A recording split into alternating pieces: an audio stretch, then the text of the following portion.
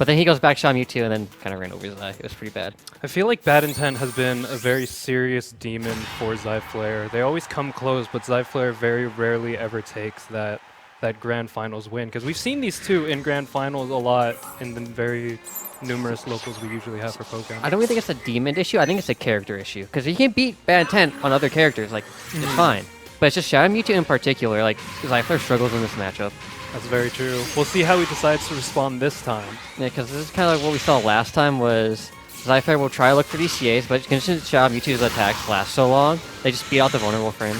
That's right. Like that. Ooh.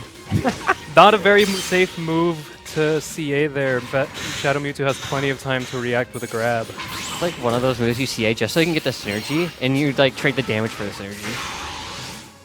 So you get from like a CA armor. Ooh, the end of that 6x catching. I think that's good. That's a really good call out because of Look at that damage. First bomb is dumb. Shadow Mewtwo has the lowest HP in the game, so with a power character like Lucario, he definitely has an advantage.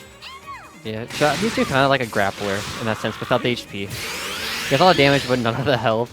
He's much more of a glass cannon in that case. Yeah. Ooh, and just like that, he takes it. You just Pop burst, threatens Zyflair, and that's the round. That's the power of 100 CC, especially when you can already half health most characters. You do like, I think 250 to 300 on optimal Shadow Mewtwo. That's pretty crazy. Ooh, great whiff punish on the Emolga. The side dash usually beating that out. Yeah. Unfortunately, Emolga's not really that great in field phase because it's just a straight line and you're in a 3D environment. Exactly. When we're in that 3D environment and Emolga's trying to shoot you down, it's like, well, I'll just dash to the side, no big deal. And you have plenty of time to react to it as soon as it comes out. It connected, but he just went for a straight DP. Which I respect. No, he actually really combo and everything from what I understand. Zyflair winning field phase once again. Yeah. Alright, BadIntent has his own burst, but Zyflair showing no fear with the cross-up JOI. So just you gotta throw it out there. Like, you can't always respect the opponent. You gotta mix it up. Excellent grab, and that'll be the round. Unfortunately, BadIntent did have slow down. Just never got a chance to call it. Because he was at full HP, so he's like, oh, I have no reason to. Meanwhile, And then he lost the Zyflair ball. did like 2 combos and a grab, and Shadow Mewtwo was completely knocked out. Yeah, that's the power of rage. You just kind of get all that extra damage. And you're just like, wow, this feels bad. That's one of the reasons like, you don't see that many Shadow Mewtwo's, because it's pretty frustrating to deal with when you can just die so quickly. Shadow Mewtwo is a very technical character and very hard to use. Oh, nice jump. They're trading aerial attacks. I like this kind of like checking each other right now, trying to get a feel since they went back and forth with the rounds. You don't want to suicide yourself. BadIntent having Zyflair in the corner wants to exert that pressure. Like I don't know if you saw it there, but as they were like trading hits there, BadIntent made extra sure that he doesn't jump backwards too far just to make sure he has that corner pressure, and it's gonna work out for him because I think this is a KO. I'm gonna be honest, if you go for that E-Speed read, you do it early. Because once your shield is that low, Shadow Mewtwo is just free to Vortex you, and any option you do is gonna lose. Like, that's one of the, I think, biggest mistakes you see from people in Shadow Mewtwo is that they respect it too much until their shield's low, and then when it's timely fine to press the button, BadIntent's already gonna know. Like, BadIntent has that corner pressure memorized to such a T that he can react to any option you throw out. And what do you really do when you're in the corner against a burst Shadow Mewtwo? He has so many moves that he could just check you with that all you really can do is guess. It's kind of frustrating. God, DP early, my dude. You can't take all that chip and then just let yourself get killed. If you got the hard read, then you might as well. It's not even a hard read. It's like, if you're in a shield break, Vortex is already set up. So you're just gonna get broken and then punished afterwards. Especially if it's zero health, you can take all the chip. Yeah, Zyflair is kind of a loss right now. I think we'll see a support. Oh, he didn't even switch supports. Oh, that's painful. Unfortunately, Emolga just doesn't do that much. Like, it's good in dual phase when you have it up and you're like mid-range because you can kind of deal with like pillar a little bit and some of the CA's approaches. It's definitely a strong tool to use, though I don't know how well it works in this matchup. Personally, as a Lucario player myself, I would probably opt to Farfetch in this matchup. Better Mimikyu. I think Mimikyu is one of those niche support picks that's actually super strong in Shadow Mewtwo. You get like the attack buff and synergy debuff, which is extremely powerful against Shadow Mewtwo in particular because he is a glass cannon. You don't have to worry about like giving him defense down because he's gonna die pretty quick anyways. Excellent reaction with the DP there from Zyflair beating out that counterattack. Yes.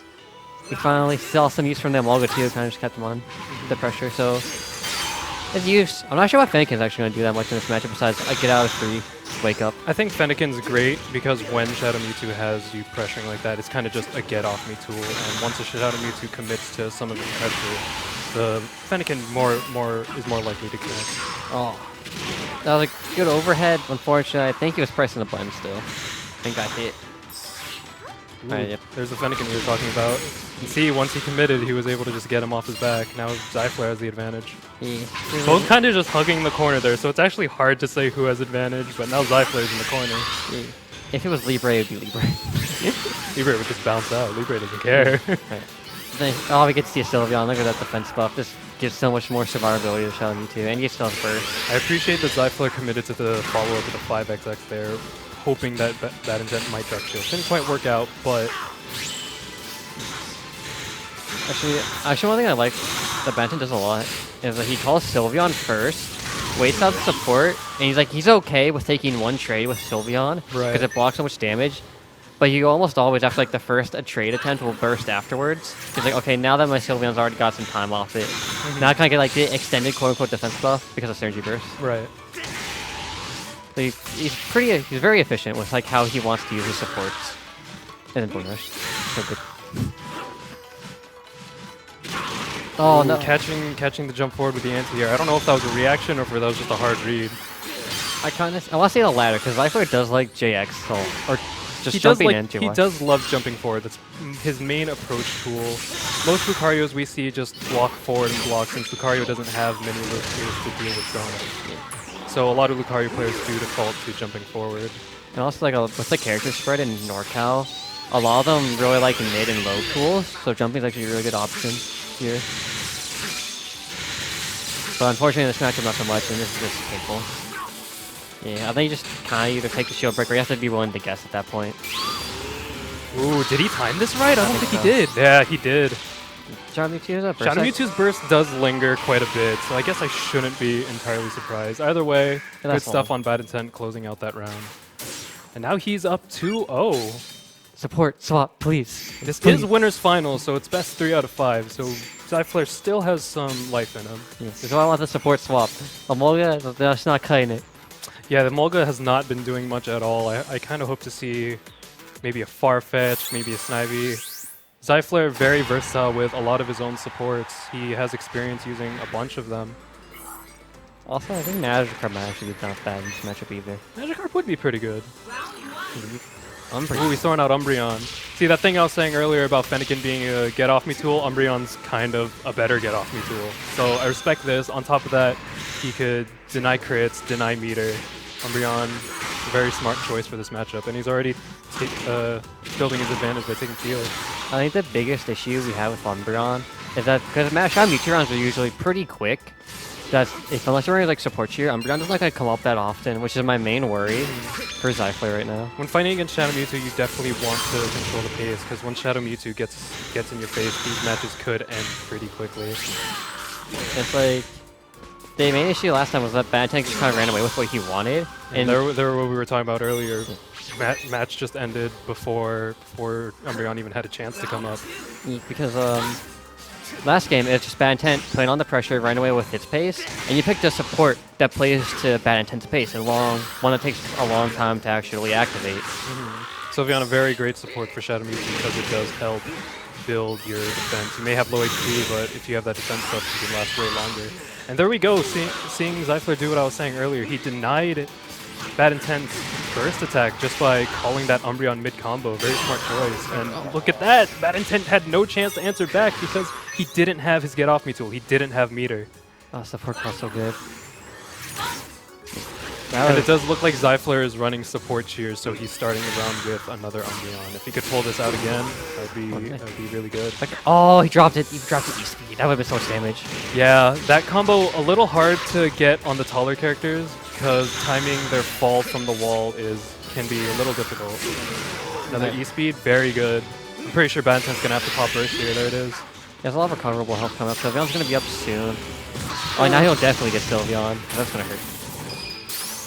Now this is the kind of scary part now for at least he has Umbreon, but now he's in field phase against Shadow Mewtwo burst setup. Zyflair is a little fortunate that the synergy burst did heal a little bit of HP, so he at least didn't take a raise attack. I like that BadIntent's just waiting on Sylveon too. Just like regen the health, and then call Sylveon once you actually need it. Zyflair getting a little impatient there. And his shield's red, what's he gonna do? Yeah. Ooh, oh, that was a great response to the Earthquake, but he didn't hold counter long enough. I actually think he got beat out. No, I think he let it go. Oh, he got burst again. Nice. Extra of his own. Now this is where it starts getting scary for BadIntent. He dies like right here. Oh no, he dropped. Ooh, that was an anti-air. 1 HP. There it is, 1 HP. Well, granted, the 1 HP happened because he used Side Strike, and Side Strike eats your own HP a bit. But, but wow, Zyflair almost had it, but because that 8Y was an anti-air, the fall on the wall happens a little faster. If that was grounded or I don't know. I wonder if you could have anti-air bursted that.